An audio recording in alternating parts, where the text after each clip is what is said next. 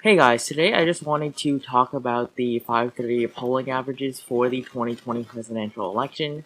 And today, as you can see, they have released their new polling averages for the month of July.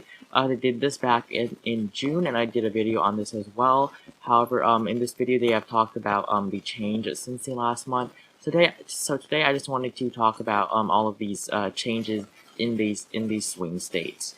So basically, looking up here at the top, basically these are all polling very well for Joe Biden.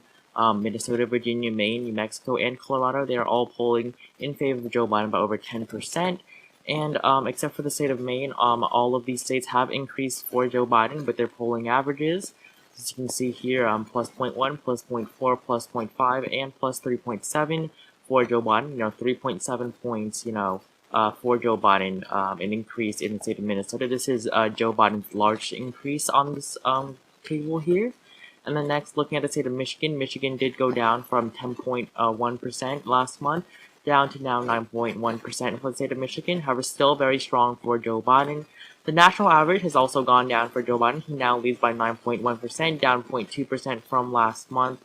And then looking down here at these other states, they've all really increased for Joe Biden. Nevada, New Hampshire, Pennsylvania, Wisconsin, four pretty important states for Joe Biden. In the states of Florida and North Carolina, these states all went to Trump in 2016. However, Biden is currently expected to carry both of them, so these two states are polling pretty well for Joe Biden. Looking at the states of Arizona and Ohio, they still both lead towards Joe Biden.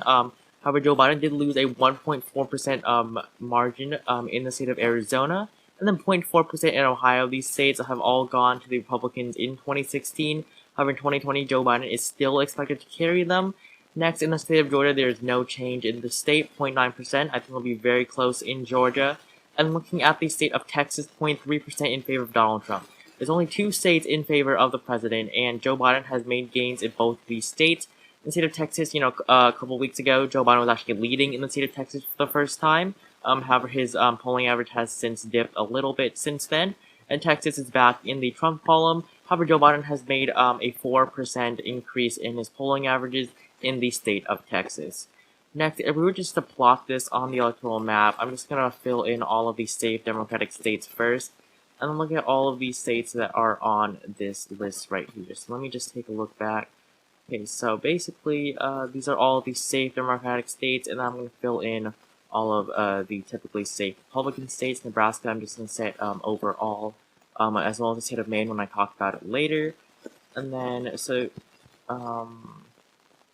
yeah, this is all looking pretty good for the vice president at the moment. So if we just to fill in the states in which he has an over 10% lead in, that would be Maine, Virginia, Minnesota, let's see, New Mexico, and Colorado, I believe. Yes. And then next, looking at the state of Michigan, let's give him a likely margin in Michigan, 7 points. And then let's take a look at the other states here. We have Nevada, New Hampshire, Pennsylvania, Wisconsin. Nevada, New Hampshire, Pennsylvania, Wisconsin. These are all, 7, 10% for Joe Biden. These are all pretty solid for him at the moment. And yes, that does put him over 270. So basically, if Joe Biden were to only win the states in which he's polling by over 7% in, he would win the election. And if you look at Donald Trump's averages here, he could lose states that he's leading by 6.8% in and still win the election. So Trump, let's give him the state of Florida. Let's look at what other states does Joe Biden lead in. He leads in North Carolina, Arizona, and Ohio. North Carolina, Arizona, and Ohio. And then I forgot about that right there. And then for the state of Georgia, in the state of Georgia, it's 0.9% for Joe Biden, so I'll just put it in the tilt column for the former vice president. That puts him at 360 electoral votes. That is larger than Obama's lead in 2008. So that's looking very good for Joe Biden.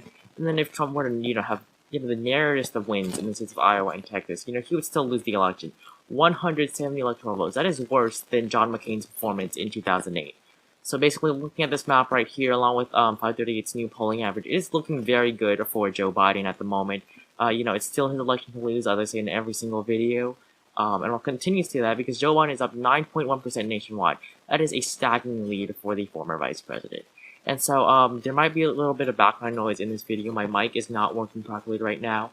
I will try to get rid of as much as possible, so I hope that the audio quality was okay for this video. That's why it's a little bit shorter. So if you enjoyed this video, please leave a like as well as subscribe to my channel. I would really appreciate that, and I will see you in the next video.